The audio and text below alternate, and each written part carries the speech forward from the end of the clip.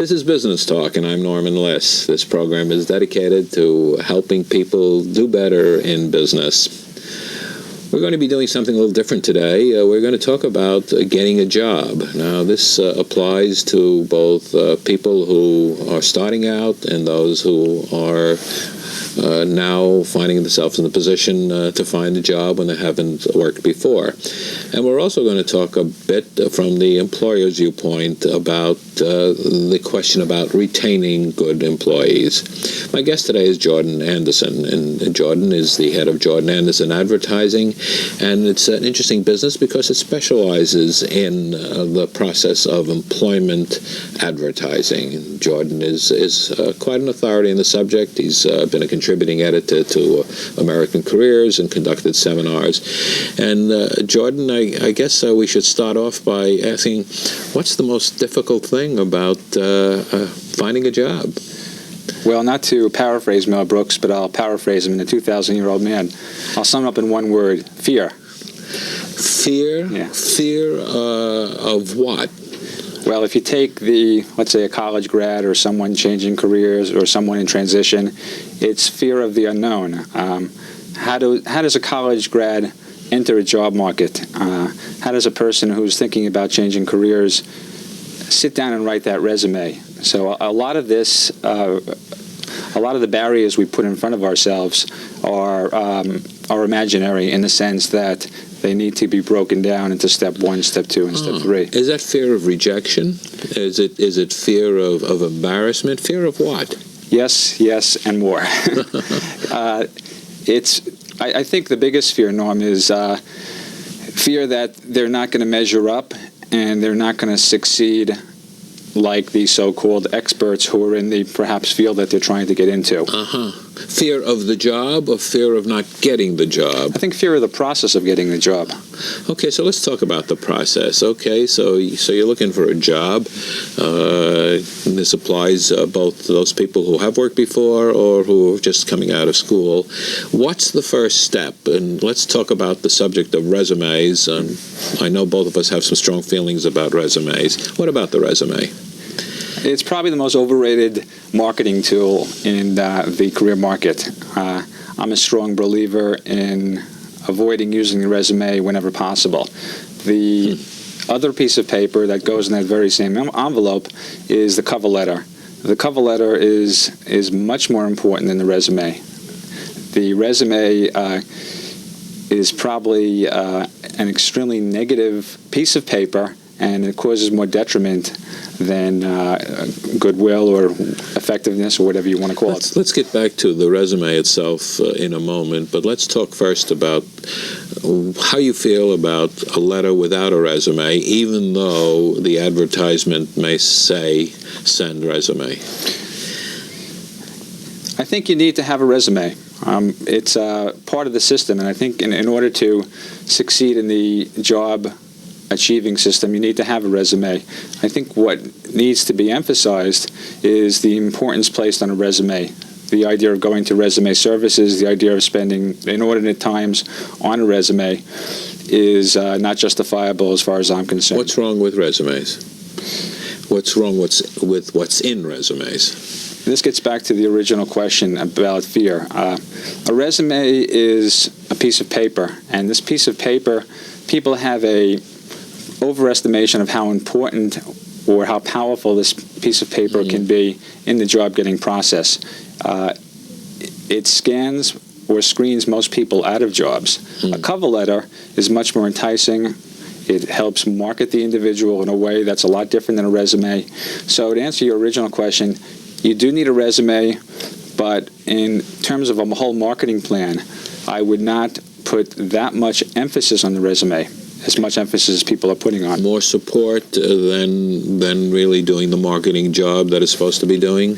Yeah, and I think, as we had been talking about, if the individual who's looking for a job, whether it's a career changer, whether it's a woman returning to the job market after raising some children, or anybody else in transition, if they think of themselves as a product, and a product that is marketable, what is the best way of marketing yourself? And resume is a very, very low scale on that table. What is the best way of marketing yourself? Well, doing what we're doing, for one, talking to as many people as possible. There is no one way that I would say is probably the only way. You know, we heard about networking, we hear about cover letters. I'm a strong proponent of authentic networking, whereas... As opposed to the article in the Wall Street Journal which said networking is being overdone and just talking to a lot of people in an informational way so that they know you're there. But what do you mean by your form of networking? Well, I think it has to do with the idea of sharing, meaning if I'm going to go to an individual and get some advice, I would be perfectly upfront with the individual and say to that person, I just want to spend about 5 or 10 minutes of your time learning a little bit more about this field with no hidden agendas, and put that right on the table, saying I'm not going to be asking you for a job or asking you to put me in touch with a person who can perhaps lead to a job. I'm just very fond of you, Mr. or Mrs. such and such, and talk about the expertise in the field. What generally unravels after being with the right person, just as we were talking before the show, I was exchanging business cards with some people out in the area. It tends to happen naturally. So there's a way of making it happen in a natural way. See, there's a certain, when networking is forced, that's a problem. But you're not talking about getting a job. You're talking about two business people who exchange cards because there may be use of services one way or another, or both ways. But we're talking about someone who's looking for a job. We're talking about someone who has just been cut off from a company, been working for the company for some time, and networking is telling as many people as possible that you're around in that sense, isn't it? Yes, it's a real art, networking, and not to try to get too much away from the subject of career networking versus business to business networking. It's the sort of thing that you have to be visible, but you have to be totally upfront with the individual that you're dealing with. That's why I call it authentic networking. Tell them that you're looking for work? Well, I would say to them, I'm in the job market, in an industry in which you specialize in, and I'd like to learn a little bit more about your specific industry, perhaps, and so it will enable me to target my job search. I'm not looking per se to put you in a spot or in an uncomfortable position. I'm just looking to gather some information. Why would someone in a given field be willing to give that time to a stranger? A lot of people aren't, but there's a certain quality in people that I find they generally like to talk about what they do. There's a certain quality about helping other individuals. But again, we have to balance that with, we don't want this individual who you're calling on to be swamped all the time. So I think you have to selectively pick the type of people. And the advice that I offer people who I counsel is to go to the very high level people. And very often people make the mistake of first going to human resources or personnel, which is not necessarily the wrong place to go. But again, on the list of 1 to 10, I would put them towards the middle. They're very fine people to learn about an organization, but as far as people who have a great sense of an industry, who may have started from perhaps the bottom of the so-called proverbial mailroom, the higher you go, the easier it is to speak to the person, and they're very humble. This is just what I found. I've heard it said that people in human resources, formerly called personnel, their job is to screen out as opposed to screen in. And whereas if you go to the person who's really looking for good, solid help, they want to find somebody and not block somebody. Now, is that true? It's It's a question I have to be very careful with, since most of my clients are human resources personnel people. I'm a believer that the human resources area has not received as much importance as some of the so-called profit centers of companies. It's now slowly rising in importance. So the answer to your first part of your question is, often HR does screen out resumes, but often they do not. HR is in a very difficult position. HR, human resources. Yeah, using the acronym HR, human resources. They are pulled from lots of different parts of the company, but I predict that they're going to be probably one of the most important and key areas in tomorrow's economy or workforce. Let's go back to the beginning. Let's talk about the various types of people who are looking for employment. Let's start with someone who's just coming out of school and is looking for a job in a chosen industry. What does one do if there's no experience in the field? Do you lie in your resume? You never lie in your resume. You never lie in an interview. You never lie. That's a golden rule, number one. As far as what do you do? Well, hopefully your parents haven't spent that much money in college and you're able to pay back your loans over a period of time. Really what you need to do, and that's, I think, part of the problem, Norm, is you need to be doing this before you graduate college. I think you really need to be doing this in high school and even before high school in terms of tying in your specific interests, natural skills, and talents into a career that you think you might be interested in. So and do what about it? Start investigating the careers at that time. Give you an example. When I was in college, I went to a state university. I took I was I think a senior at the time, and I switched my major 3 times, and I was getting a little bit concerned because I didn't know what I wanted to do. So I went to the career guidance office and I took one of the tests. It may have been the Myers-Briggs or Strong-Campbell, which kind of compares your interest and skills with other people in various professions. And interestingly enough, it tied me into marketing, advertising, sales, and some other careers too. I urge people to do that. Whether they're in high school, whether they're out of school. So know a direction in which you might go because you have some interests or capabilities in that direction. You'd be surprised how many people don't do that, and it's offered free in most schools. When you get out of school. So that's a very, very good point. Find out what you might be suitable for, and then what do? You're talking about starting at a very early point in your life, long before you're going to be looking for a job, 6, maybe even 8 years ahead. And what do? How do you point in that direction? Well, this is the time when you could be speaking to your parents. You have a built-in network already, because as a child, or let's assume a child, you're in high school.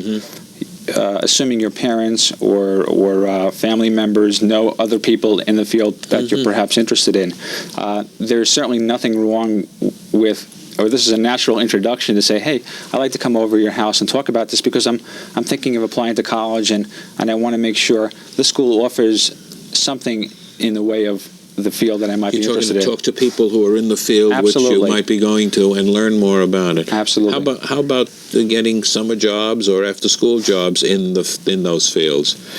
Very important. That's another important key step.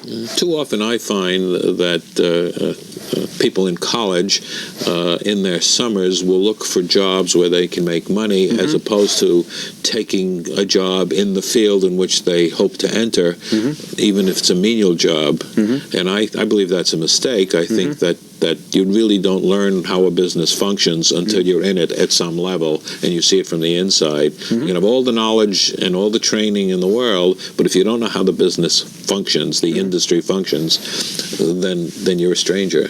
Absolutely. What about interning? Do you believe that it's good to intern with a company? Any type of experience or any type of exposure, which is probably a better word than experience, is invaluable, because not only are you learning what you like, but you're learning what you don't like. And again, you have to temper that a little bit, because any new field or has certain built-in aspects, or as I say, all beginnings are hard. So you have to kind of temper that a little bit. What I do want to say, and this is kind of gets back to an earlier discussion we had, as parents out there, two important clues to look at for where your child's skills may tie into a career are, and I do this with my three sons, no pun intended, is to look at your child involved in an activity where they lose all sense of time. So, for instance, if you find that your child is constantly drawing or constantly putting together Legos or those robots, I forgot the name of them, where they come together, or your child is sitting fascinated with numbers, make note of that, because what I have found is career counselors who are sitting down with people who are changing careers in their 40s and 50s, ask them, when was the last time, or when do you remember when you lost all sense of time when you were doing an activity that you enjoyed?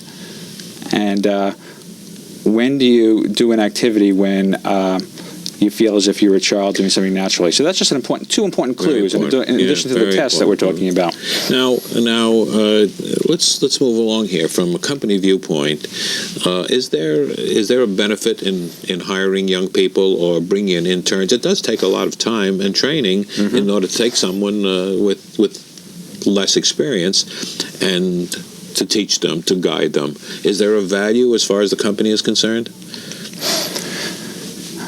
I happen to like working with young people. I mean, it's just something that I guess maybe I have a little inclination towards that. And I've used interns at my advertising agency. I think it's a good idea from a perspective of you're working with people who come in with no prior prejudices. And when you bring in someone, and this is an interesting business point, very often when I start a new employee, whether it's a person who's fresh out of school, and this is a good example of an intern, they haven't had experience. So I say to them, I want you to give me ideas on any aspect of my business that you feel might be a way of changing it. A fresh perspective. Absolutely fresh perspective. So that's important for employers to recognize, that just because they're new and they're untrained doesn't mean they don't have good ideas. So I think it's a very valuable aspect of bringing a young person. Yes, you're investing time. However, today's interns come in with a lot of built-in skills, such as computer skills, which is so important, as we all know, in today's job market. They may not quite have the communication skills that maybe an experienced person may have quite as of yet, but they come in fresh with so-called no bad habits. I do want to, at this point, Jordan, first indicate that my guest today is Jordan Anderson of Jordan Anderson Advertising, who specializes in employment advertising and is very knowledgeable about this subject. And if people want more information, Jordan, could they call you? What number could they use to get more information about this whole subject of getting a job? It'd be my pleasure to talk to anyone who has any questions. It's 914-937-0070.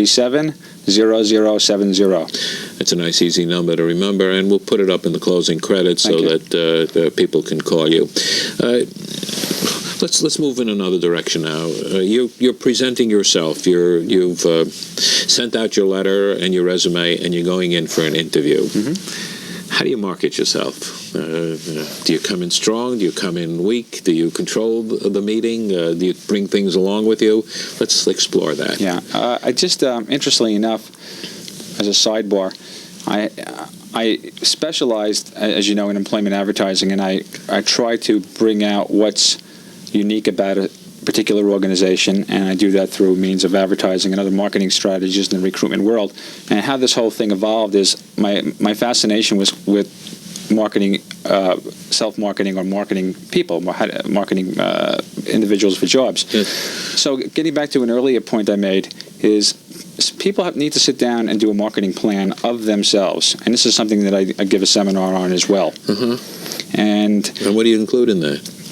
Well, you have to, again, if you don't want to make it too impersonal because we're talking about a personal marketing plan, but you have to think of yourself as a product. And style is very, very important. I was working with a psychologist recently who had to make a presentation at one of these morning networking groups, that are all over the place, and that was the subject. How does she market or present herself? She wasn't looking for a job per se, and she had a very serious, low key style.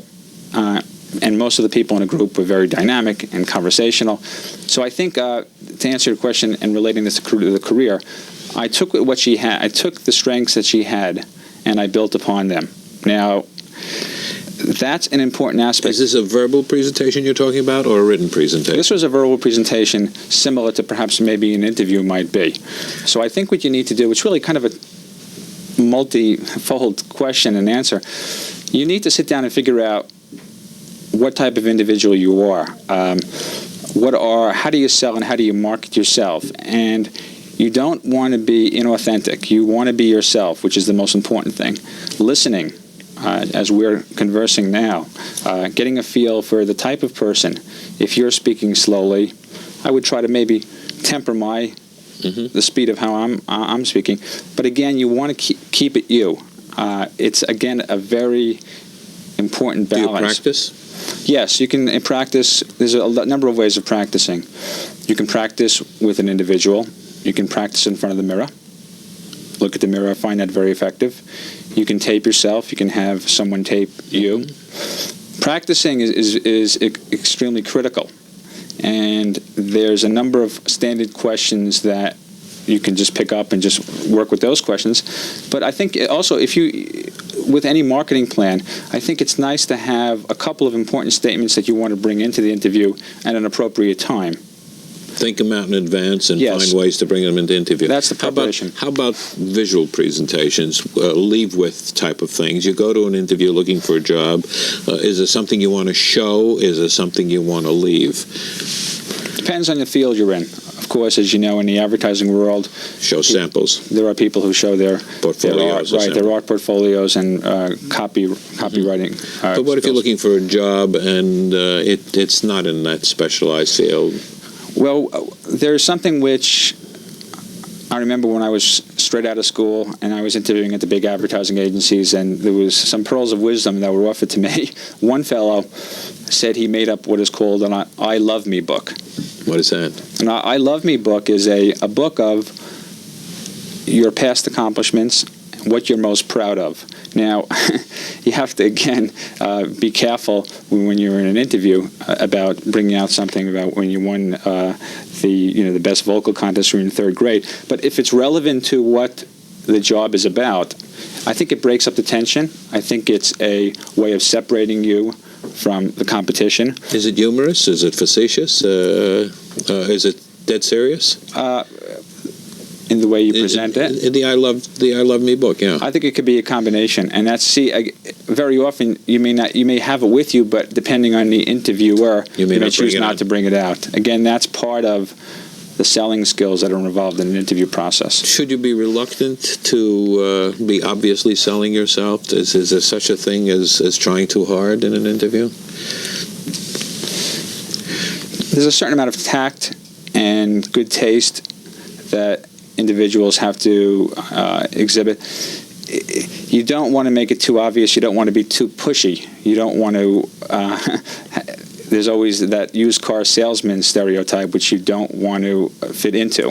I think if you're enthusiastic, the interviewer will pick that up, and that's gold, and there's a certain aura that will appear. Be yourself? Yourself is simple, but very effective. Mm-hmm. Because if you're not being yourself, if you're trying too hard, it comes out that way, and it sounds phony. Yeah.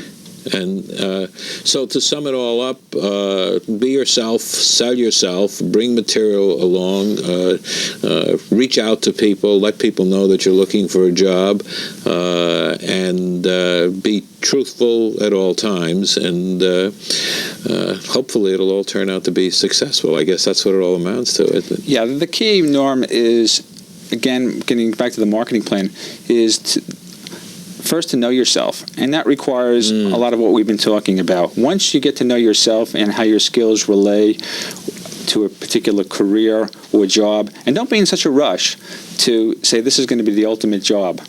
If you're moving in that direction, or if you're moving in a direction, you're going to know it, and it may take you 5 years, 10 years, you don't know. But if you're moving in a direction of something you like, ultimately you're going to hit it. So the key to everything here is the self-discovery process, finding out what turns the individual on. And from there, you can work marketing, selling strategies, and they're not overcomplicated. Know yourself and love yourself. Know thyself. and work in that direction. Right. Well, I thank you very much for enlightening us about the whole process of finding a job.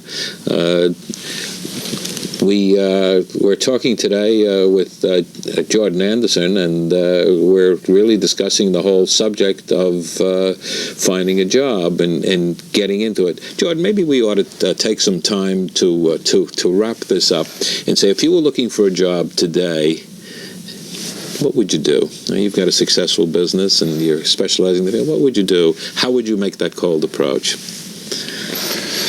Oh boy, how would I do it? That's a good one.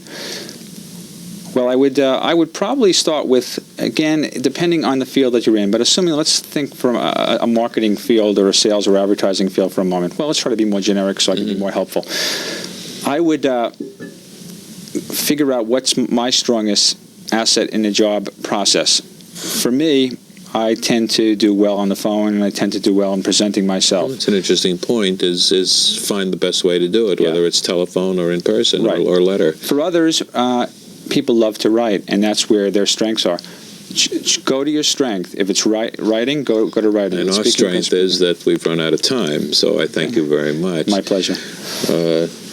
Go get a job. Go look for a job. Use everything that's available. Love yourself. Know thyself. My guest today has been Jordan Anderson, and the name of this program is Business Talk, and I'm Norman Liss. Until next time at this time, good luck.